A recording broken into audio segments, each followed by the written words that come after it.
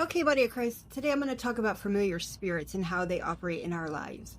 So essentially, familiar spirits are sent to the bloodline. They come through the bloodline. They watch you. They are kind of sent by Satan to monitor you.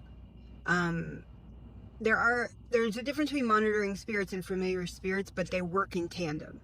So essentially, a familiar spirit is sent to monitor your bloodline.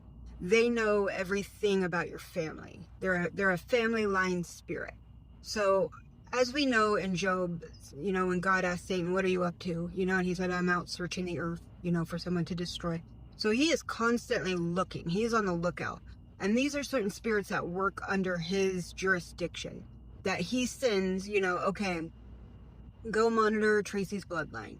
See, we know that there's legal rights we have to curse her because she hasn't repented for her bloodline yet. So let's wait until she's getting very close to these open doors. So I'm going to be over here doing my business, but you just watch her. Okay, watch her and what she's doing.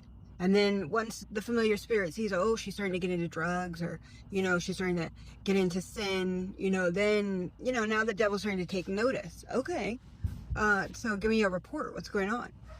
That's kind of what Satan's doing.